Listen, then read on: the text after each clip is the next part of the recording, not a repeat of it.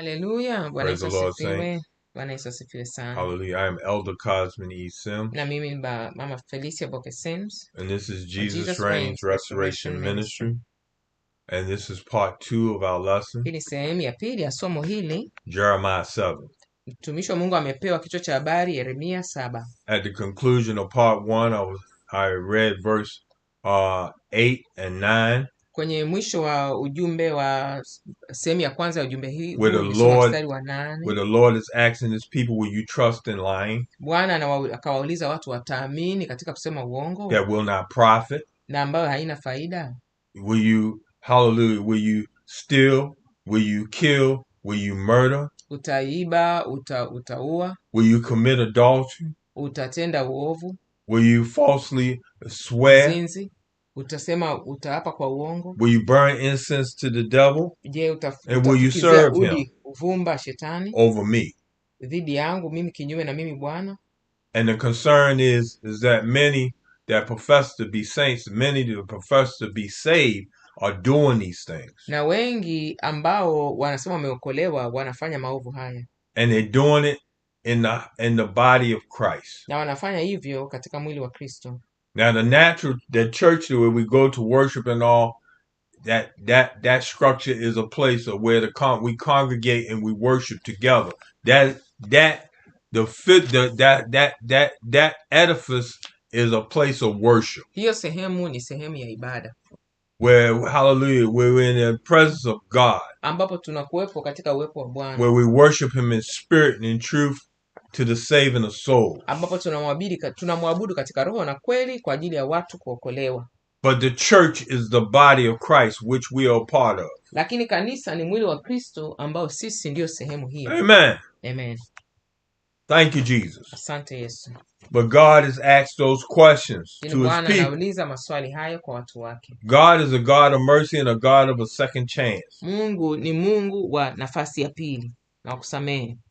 Amen. Amen. And verse 10, it says, hallelujah. I want you to read verse 10 through 12, please. Mstari wa 10 mpaka 12 nitasoma katika jina la Bwana Yesu Kristo. Kisha mtakuja na kusimama mbele zangu katika nyumba hii itwayo kwa jina langu na kusema, tumepona, ili mpate kufanya machukizo hayo yote? Je, nyumba hii itwayo kwa jina langu imekuwa pango la wanyang'anyi machoni penu?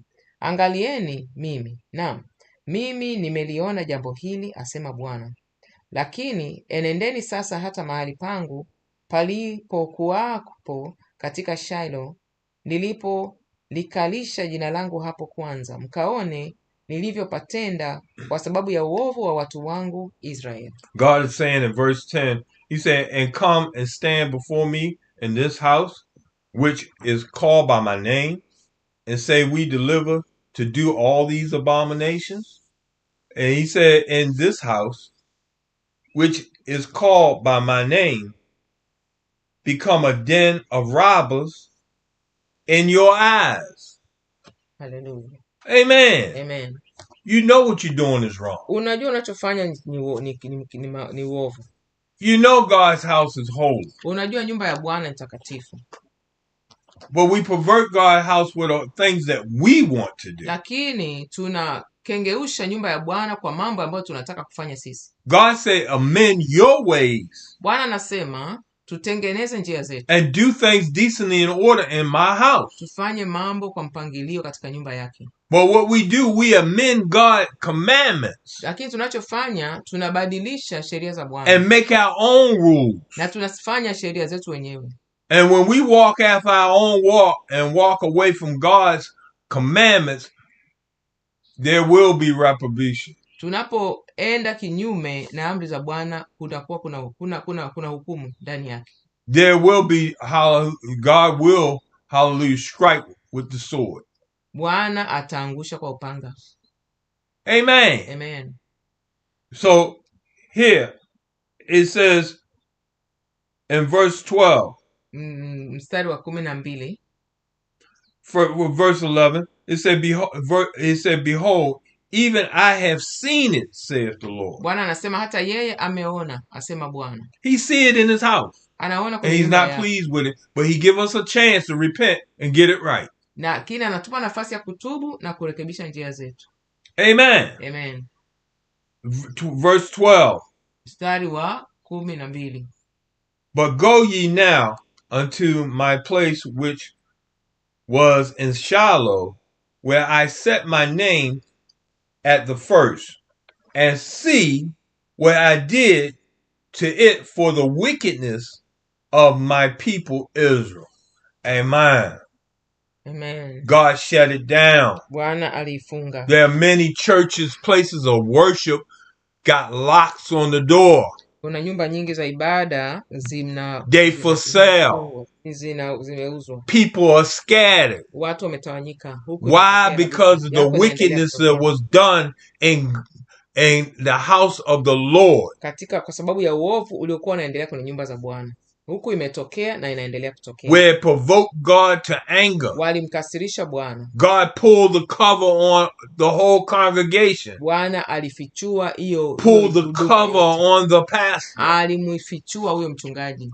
Of all the sins that were being committed. Kwa dhambi ambazo zimekuwa zikitendeka. And the Spirit of the Lord dwelled there no more. Na Roho wa Bwana haishi hapo tena.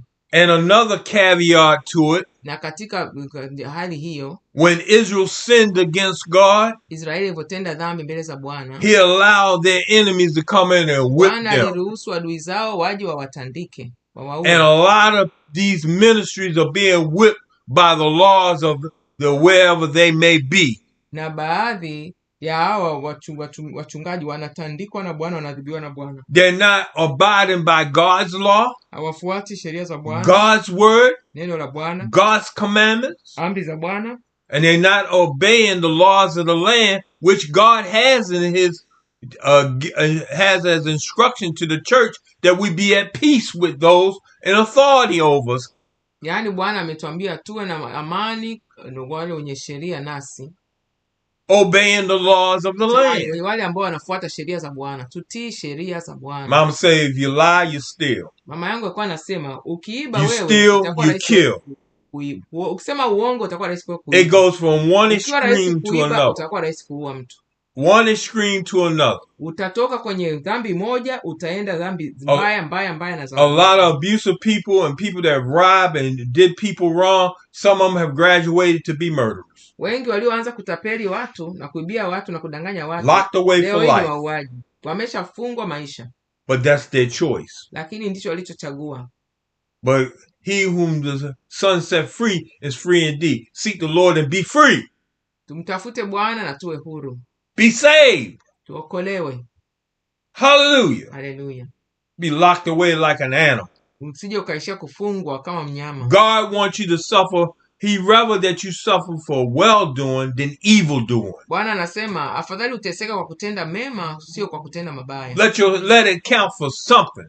Iwe na faida. Let it count towards salvation. Iwe na faida. Let it count towards eternal life. Iwe na faida kuelekea uzima wa milele. Hallelujah. Hallelujah. Cast out of God's sight. What has been cast out of God's sight? Let's go to Jeremiah 7:13. Read that, please. Mstari wa 13. Nasema hivi. Katika jina la Bwana Yesu Kristo. Na sasa kwa sababu mmezifanya kazi hizi zote, asema Bwana, nami nikasema nanyi, nikiamka mapema na kunena, lakini hamkusikia. Read 14. Nami nikawaita wala hamkuniitikia. Basi nitaitenda nyumba hii iitwayo kwa jina langu, mnayo itumainia, na mahali hapa nilipowapa ninyi na baba zenu, kama nilivyopatenda Shiloh. Verse 13. And now because ye have done all these works, saith the Lord, and I spake unto you, rising up early and speaking, but you heard not. And I called you, but you answered not. God is trying to tell you something. He said, I get up early to talk to you, but you ain't listening. Bwana anasema anajaribu kutuzungumzisha, kutusemesha, lakini hatusikii. I get up to talk to you, speak to you. Hallelujah. God come to you in a small, still voice. The Holy Ghost will speak to you, but a lot of us ain't listening. Wengi Roho Mtakatifu anatusemesha mara kwa mara, lakini hatutulii tukatilia maanani, hatusikii. The word of God said many are dull of hearing. Roho wa Mungu na neno la Bwana anasema wengi masikio yao yamekuwa magumu, hayasikii, butu, hayasikii. Don't want to listen, don't want to hear. So God is saying, hey, but you heard me not.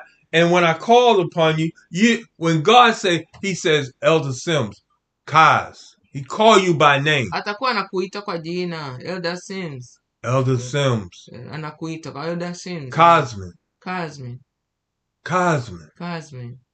But I answer not. Unakuta eti Mungu Bwana anadai hapa, nisipositia manani, nitakuwa sijibu.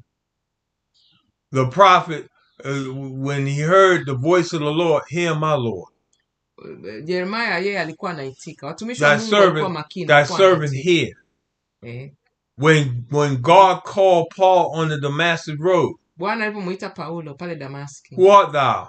Wewe ni nani? He said, I'm the Lord Jesus whom you persecute. Mimi ni Bwana Mungu. It's hard to kick against a prick. Unayenitesa. Ni vigumu kupiga. What do you want me to do, Lord? What is it that you have me to do? Akauliza, ni nini unataka? When God calls you, you answer. Bwana akikuita unajibu. Because if you don't answer, usipojibu, you will miss your blessing. utakosa neema, baraka yako. God has something for you. Bwana ana kitu kwa ajili yako. God, the God of this universe, Mungu, the creator of the heavens and the earth, muumbaji wa mbingu na nchi, the God that is supposed to have redeemed you from your sin, Bwana anayepaswa kuwa kukomboa na dhambi zako, you're not going to make time for. Unataka usichukue muda kwa ajili yake. You're not going to wake up, you're not going to answer. Utaki kujibu. You're going to provoke God to anger. Utamkasirisha Bwana. With that attitude. Amen. Amen.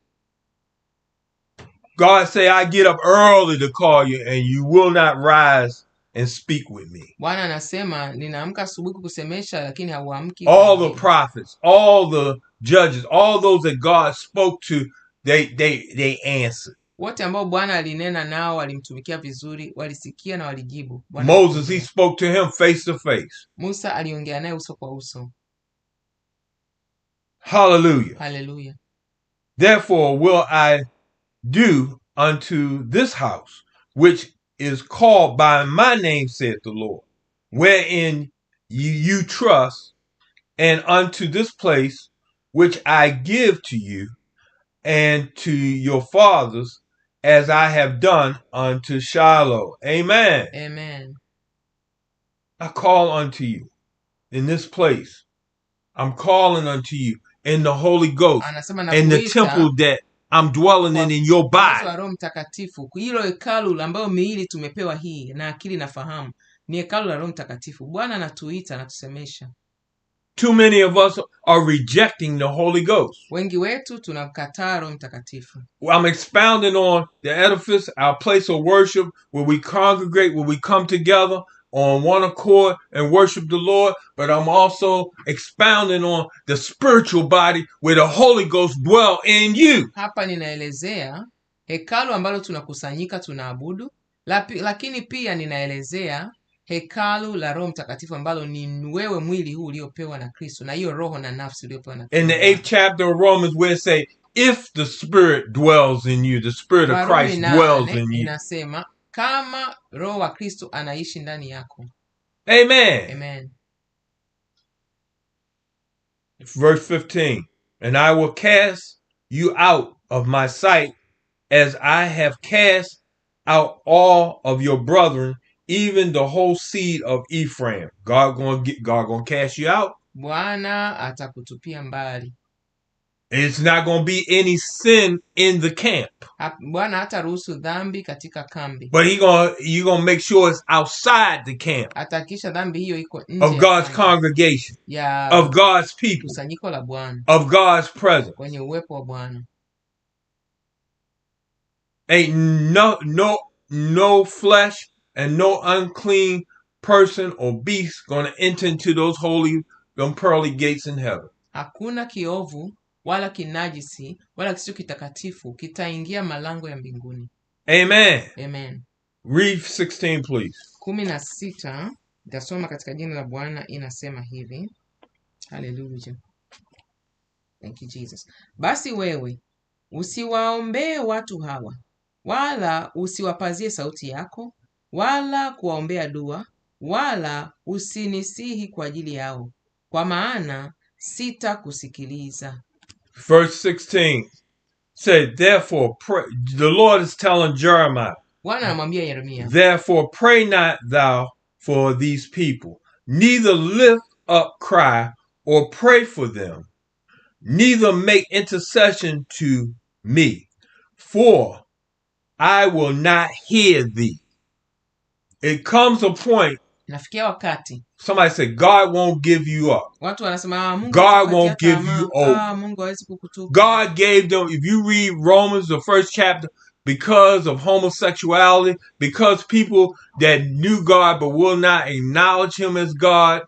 Warumi 1 utaona kwa sababu ya mambo ya ushoga, watu wamfuati Bwana wa kumtii Bwana, serving different idols and different four-footed beasts and creeping, crawling things, serving any and everything but God. Wanaabudu wanyama, sanamu, uovu, lakini sio Bwana. The scriptures say in Romans, God gave them over to a reprobated mind to do it. Maandiko yanasema Warumi 1, Bwana aliwaachia akili iliyokengeuka. Read it in its entirety. Soma yote sura ya first chapter of Romans, Warumi 1, where God is explaining this idol worship and the whole lot. God will give you up. God will give you over. If you want to serve the devil, you go right ahead. Ukitaka kumtumikia shetani, He's going to let you do it. Atakuachia Bwana, wewe His mercy endure forever. He's a God of a second chance. Mungu wa nafasi ya He's pili. married to the backslider. Ameoa yule ambaye anarudi nyuma. But when you reject his word, you reject Christ. Lakini unapokataa neno lake, umemkataa. Because he is the word. Kwa maana yeye ndiyo neno. Amen. Amen. The word became flesh and dwelt among men. Neno likawa kuvaa mwili, likaishi katikati ya wanadamu. There's 3 in heaven and they are one. The Father, the Word, and the Holy Ghost, and they are one. Kuna watatu ambao wanashuhudia mbinguni, ni Baba, Roho. Ain't no 3 persons. Hakuna. Me and my Father are one, Jesus made it clear. Ameshasema Yesu Kristo, yeye na Baba ni wamoja. God was in Jesus reconciling the world unto himself. Yani Mungu yeye anapatanisha wanadamu kwake. Nisamee, nimesema kwa makosa, ni Baba, Mwana na Roho. And there's 3 on earth, they agree in one. The water, the spirit, and the blood, they agree in one. Maji, Roho, the water, the spirit. The water, spirit, maji, and the roho, blood. Na damu. They agree in one on earth. Duniani hapa. You can read it in John. Soma kitabu I believe 1 John. Naamini Yohana 1. 1 or 2 John is written there. If we Google it. Google taona ndiko liko wapi. Amen. Look it up. Tafuta. Amen. Amen. Huo mstari ulipo. God's tired of foolishness. Bwana ameshachoka na upuuzi. So he said, look, but my point is, people, don't put yourself in a place that God say no more and give you up. Ninachosema hapa, usijiweke kwenye sehemu ambayo Bwana anakukatia tamaa. The worst word, naachana naye. The worst word in the vocabulary is loss. Yaani neno baya katika yote huwa naonaga katika neno la Bwana ni mtu aliyepotea, kupotea. Don't be lost. Usikubali kupotea. Amen. Amen. Well, he told Jeremiah, don't pray for him. He said, don't make intercession for him. Don't cry unto me about this situation. Don't make intercession, for I won't hear. Yeremia aliambiwa hapa asiwaombee kwa maana Bwana hatasikia. It get to the point that where you provoke God to anger, you know what? He will cut you off. Ukiendelea kuwa na shingo ngumu, Mungu atakukata. You dead man walking. Unakuwa ni mtu mfu anayetembea tu. And those that perverted God's house in Shiloh, those that are perverting God's house today, he'll cut you off. He's going to pull a cover on you. He's going to cut you off. Bwana anasema wale ambao wanakengeusha neno lake, Mungu atakukatia. Whom you yield your members to is whom you serve. You want to serve the devil? You want to make a pact with the devil? You want to give your soul to the devil? You done made your decision. Yule ambaye anakuwa na shingo ngumu ameamua kumtumikia shetani. wewe endelea kuwa na shingo ngumu, Mungu atakukatia tamaa. Itafikia wakati Mungu atakuacha. God ain't gonna put you in the hell. You put yourself in the hell. Utakuwa Because Mungu that's where you want to hajakupeleka go. wewe jehanamu, wewe mwenyewe umejipeleka jehanamu. Utakuwa na roho ngumu, usikii, uelewi. Ujue That's the Mungu choice you made. ameshakuacha. Uchaguzi utakuwa wewe ndio umefanya. When the people wanted a king, Watu walipong'ang'ania mfalme, the man of God went to the Lord and told him, he said, go and tell him, if you want a king, you're going to have to serve him. You're going to have to fight his battles. You're going to have to clean his house. You're going to have to do his fields, harvest, bring your food or whatever. You're going to have to serve that king. ali watu wamng'ang'ania mfalme, wana wa Israeli wakuwa na mfalme. Bwana akamwambia mtumishi wake awaambie, The prophet went and kuwa na told mfalme, mtamlima mashamba yake, mtampigania vita, mtatoa watoto wenu ukampiganie vita, mtamtumikia. The prophet went and told him. Na mtumishi wa Mungu alienda akawaambia. And they said, we don't care. We want a king like all the other nations. Hatujali, na sisi tunataka wafalme kama mataifa mengine. And I think it was Samuel. He said, he cried unto the Lord. He prayed and asking God for mercy with what they were saying and what they were doing and what they were requesting. The Lord said, don't cry for them.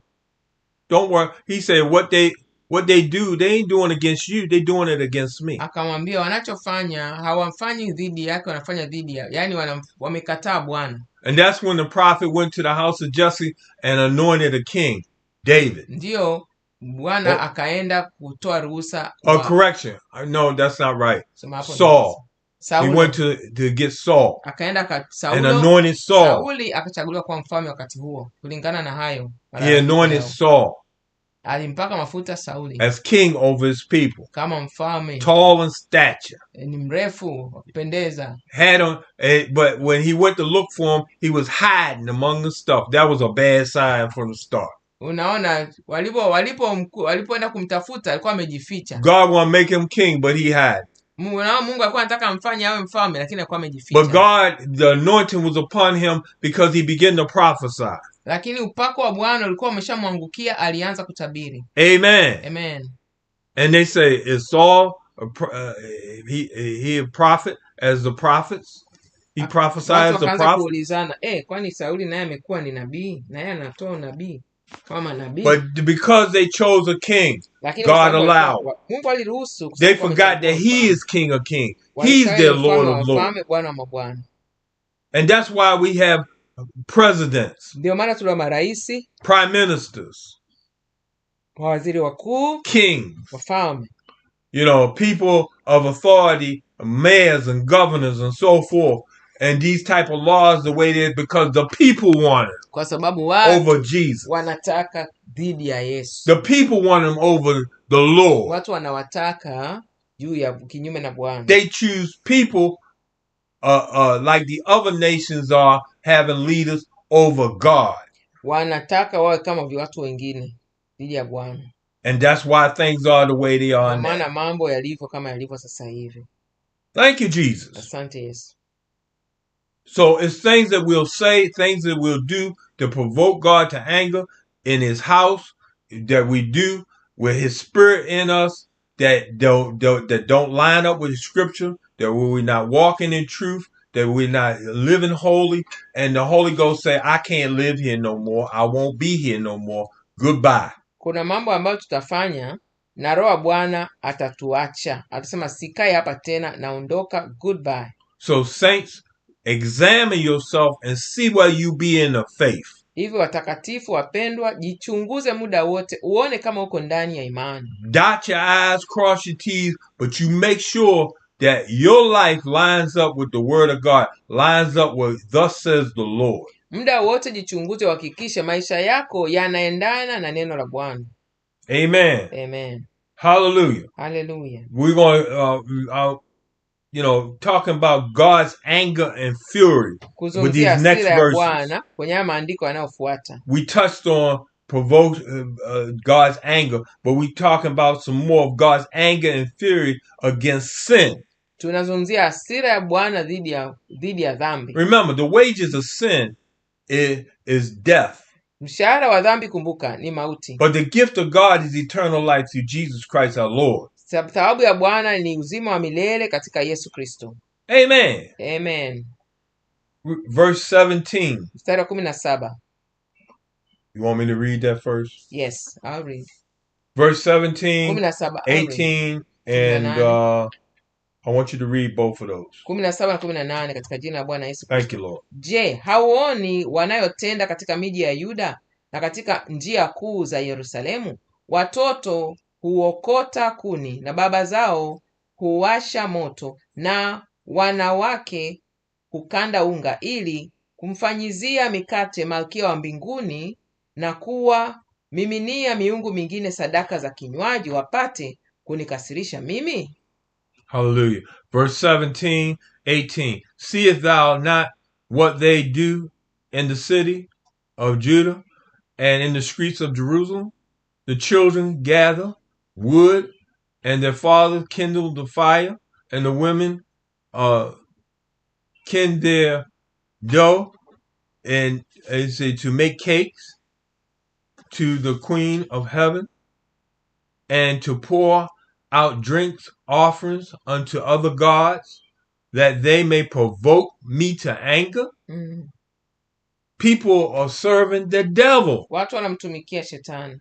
Our people are going to other places where people are feeding them lies. Watu wanakubali shetani anawalisha uongo na uovu na uchafu wa kila and aina. professing to be men and women of God. Wanasema wao ni watumishi wa Mungu.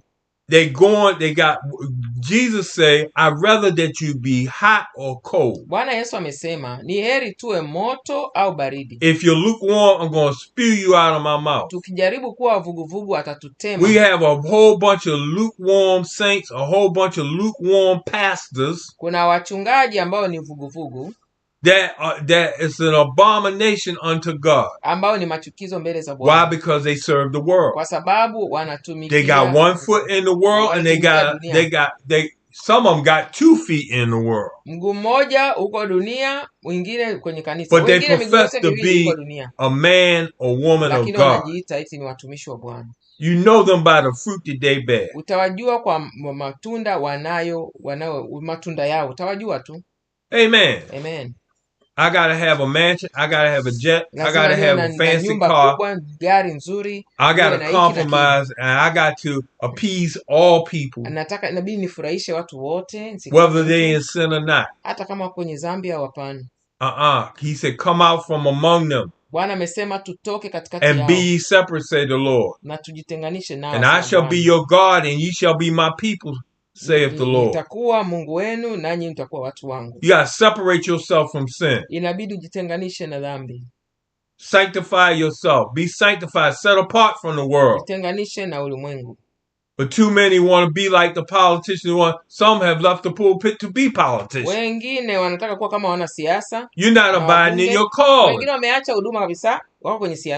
I can't be a politician because I gotta please everybody. Mimi binafsi siwezi kuwa mwanasiasa kwa sababu nikiwa mwanasiasa I gotta submit to everybody and everything that people do. Itabidi ninyenyekee kwa kila kitu watu wanachotaka.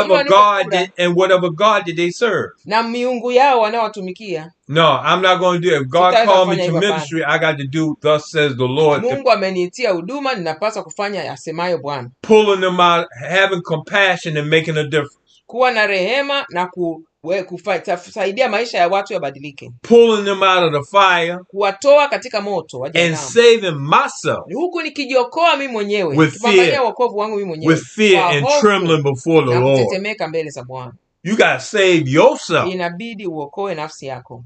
Amen. Amen. Hallelujah. Hallelujah. So provoking God to anger, it says in read 19 and 20. 19 na 20 katika jina la Bwana Yesu Kristo. Inasema hivi: Je, watu hawa wananikasirisha mimi? Asema Bwana. Hawajikasirishi nafsi zao na kuzitia haya nyuso zao wenyewe? Kwa hiyo Bwana Mungu asema hivi: Tazama, hasira yangu na ghadhabu yangu zitamwagwa juu ya mahali hapa, juu ya wanadamu na juu ya wanyama na juu ya miti ya mashamba na juu ya mazao ya nchi, nayo itateketea isizimike.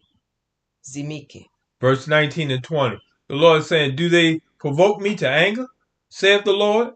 Do they not provoke themselves to the confusion of their faces, bringing about confusion. There we go again. Tunasema God is not the author of confusion. Mungu sio mwanzilishi wa kuchanganyikiwa na vurugu. But when we, Lakini sisi, what God said, the one He's saying to hata Elder mimi Sim na too. sisi, nasema When sisi, we bring confusion in the house of God, tunapoleta vurugu kwenye when nyumba we ya Bwana, bring sin into the house of God, kuchanganyikiwa, michanganyiko, when we got michanganyo kwenye nyumba ballet, ya Bwana, when we got kuna gospel madensi jazz, ya ajabu, kuna jazi ya gospel, kuna reggae ya when gospel. a man of God is expounding on the word, when he got to read from 3 different Bibles, Unaona mtumishi wa Mungu anahubiri, anasoma Biblia 3 tofauti, or somebody matoleo matatu tofauti. profess to be a man or woman of God, and they got a first man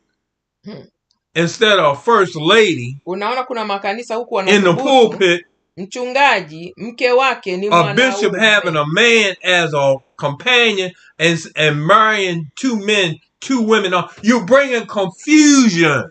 wachungaji wanafungisha ndoa za kishoga, wapo wamekubali kufanya hivyo. Mchungaji mwanaume, mke wake ni mwanaume, ni vurugu, ni kuchanganyikiwa. God says it's an abomination, but you say that it's okay with God. Bwana ameshasema ni machukizo. I believe God. Ni sawa. Mimi nimeamua kumwamini Mungu. I believe God. Namwamini Mungu. But so many, they pack the house, and this is going on today. Wengi wamejaza makanisa. A lot of our people no matter what these pastors, these false preachers, these false apostles, these false prophets are doing, they rather follow them than to follow God. Why? Because they doing the same thing. Wengi wameamua kuliko kumfuata Mungu ili wafuate wachungaji. They satisfied with somebody telling them that they're saved. Wamekubali, wanaridhika mtu akiwaambia wewe umeshaokoka, wewe unaenda mbinguni. They have a comfort zone of why? Because they have a comfort zone of being there and think they're doing something for God, where all they're doing is killing themselves. Wao wanaridhika, wanadhania wanaenenda njia ya Bwana, lakini tayari wameshachagua njia ya mauti. If God says abomination, it's an abomination. Kitu Bwana akisema ni machukizo, ni machukizo. And a lot of our people, they stop dressing holy. Wengi wao wameacha kuvaa kwa utakatifu. They don't wear modest apparel. Hawavai tena nguo zilizokuwa za. The men got saggy pants. Wanaume wana nguo. The preachers look like they just came from the park. They look like they just came from the park, or they just came. They were dressing casual, and you can't tell the priest from the actual person that's coming in to hear what's going on in the house of God. Unaona, unashindwa kutofautisha mchungaji ni nani, waumini ni nani. Mchungaji anavaa nguo za kwenda tu za kushindia ndani ya nyumba, t-shirt, jeans, hapo anavaa tu ovyo ovyo kwenye nyumba ya Bwana, kwenye madhabahu ya Bwana. That come as you are, and all they throw that right out the window. God gave even holy garments unto his priests, his Levites, and he had specific way for not only for them to be, but how they should wear them. Bwana alitoa maelekezo watumishi wake, makuhani wake wavaeje. Hatua kwa hatua ujue Bwana anajali watumishi wa Mungu wanavaaje. Amen. We walk by faith and not by sight. But you being a man of God, you being a woman of God, you got to walk sanctified. You got to walk holy, and you representing Christ. Yani wewe unapotembea, unavoishi, unamwakilisha Kristo. Kumbuka hilo neno. You being a leader, or you being under shepherd, you watching over the souls of your people. Hallelujah. You have to be an example of God's word. Unapaswa kuwa mfano wa neno la Bwana. But if you're not being an example of God's word, you're not enforcing God's word either. Unaposhindwa kuwa mfano wa Bwana, unashindwa kumwakilisha Bwana inavyopaswa. You don't want to say nothing to make anybody mad. You don't want to say nothing about sin to cause their families to leave and all. If they leave, let them leave. Wewe unaogopa kukwaza watu, watahama kanisa. Kama watu watahama kanisa, wacha waende. Wewe tengeneza njia yako na Bwana. Amen. The house of God is for all. But I should not, whatever God tell me to say, whatever God tell me to do, I should not compromise God's word to appease people. Because if I'm a servant of man, I cannot be a servant of Christ. Neno la Mungu linaniambia, nikiogopa kumkwaza mtu, siwezi kumtumikia kuwa mtumishi wa Mungu wa Bwana anayekubalika na Bwana. Kwa hiyo watu ninachotumwa kusema kikiwakwaza, na wakwazike, mimi nitawaombea, kuna siku wataiona kweli. Lakini siwezi kuchakachua injili eti kuogopa kukwaza watu, watahama. So the man of God saying to the church, hallelujah, in the New Testament, am I to appease man or appease God? If I appease man, if I please man, I cannot be the servant of Christ. Mtumishi wa Mungu alishasema, akiwafurahisha wanadamu hawezi kuwa mtumishi wa Bwana. Amen. Amen. Verse 20. Therefore, thus says the Lord, behold, my anger and my fury shall be poured out upon this place, upon, hallelujah, man, and upon beasts, and upon trees and field, and upon the fruit of the ground, and it shall burn, and shall not be quenched. Thus says the Lord, the God of Israel, put your burnt offerings into your sacrifice and eat flesh. Hallelujah. The Lord, we have to be careful. He said, choose ye this day that you choose, whether it be a blessing or a curse. Tumeambiwa tuchague laana au baraka. A blessing if you obey the commandments of the Lord thy God, and a curse if you don't. Baraka kama ukiombea neno la Bwana, ukitii neno la Bwana, na laana kama usipolitii. I'm going to expound on a few more verses, and I just need your translation, please. In 22. 22. Ataelezea tu afu sisi tutasoma kwa muda wetu, anasema. Amen. When it come down to the fathers of that he brought out of Egypt and so forth, and their burnt offerings and so forth, that they put up before the Lord. The Lord is saying, even in verse 23, but hallelujah, these things that I command of them, say, obey my voice. Anawakumbusha alivyowaonya na kuongoza. The Lord is saying, obey my voice with your sacrifice. I need your obedience. Bwana anasema ninataka mtii to what I'm telling you. Kwa kile ninachowaambia. Nitii. And I will be your God. Nami nitakuwa Mungu. And ye shall be my people. Nanyi mtakuwa watu wangu. And walk, hallelujah, in all the ways that I have commanded you this day. Na kutembea katika njia zote nilizoamuru. That it may be well with you. Ili iwe salama. That you may be blessed. That's what the Lord is saying to you. Bwana anachosema. God is always showing his mercy. Bwana anaonesha rehema zake siku zote. God is he's given his people, this is another chance to repent and get it right. Bwana anatupa nafasi ya kutubu na kutengeneza njia zetu. But they hearken not. Verse 24. They don't want to hear. Hakutaka kusikia. They're not listening to what God is saying. Hawataka kusikia Bwana anachosema. Nor incline their ear, the scriptures say. Na maandiko yanasema wala kuelekeza masikio yao kwa Bwana.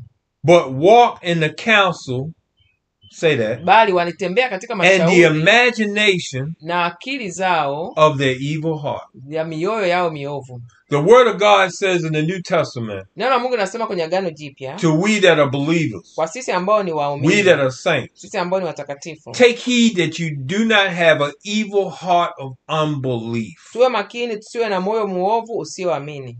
And the scriptures say here in 24th verse, and went backwards and not forward. Hapa mstari wa 24 unasema wakajikuta wanaenda nyuma, wanarudi nyuma baada ya kusonga mbele. So God is speaking to them.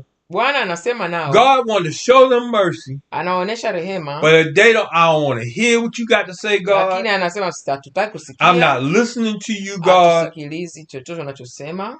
Hey, whatever I got in my heart to do, hey, I'm going to do it. Chochote ambacho ninataka kufanya moyoni mwangu. It's my thing. I'm going to do what I want to do. I can't tell you who to sock it to. That's how people operate today. Watu wanavyoenenda siku hizi za leo. Leaning to their own understanding, doing their own thing. Wakifanya wanachotaka wao. From an evil heart. Kutoka kwenye moyo uovu. And they went backwards instead of forward. Wakaenda nyuma badala kwenda. God has no pleasure on nobody that go back on the plow. Bwana apendezwi na yote yule anayerudi nyuma kwenye plow. Forward still is Jehovah's will. Tumeambiwa twende mbele. Amen. Amen. Don't take one step forward to take two steps back. Usikubali kwenda hatua 2 mbele alafu hatua 4 nyuma. Kubali mchezo You huu. take a step Maisha. forward, God will carry you the rest of the way. Wewe ukipambania kusonga mbele, Mungu atakusaidia, utamaliza njia He'll bring salama. you through the flood. He'll bring you through the fire as pure gold. Atakuvusha kwenye mafuriko, atakuvusha kwenye moto kama dhahabu iliyosafishwa njema. Hallelujah. Hallelujah. Silver and gold. Silver and gold. Nini?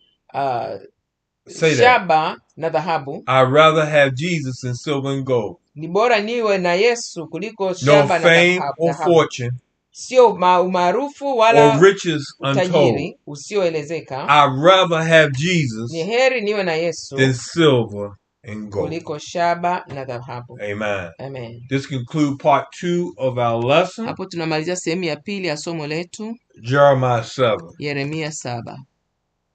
Amen.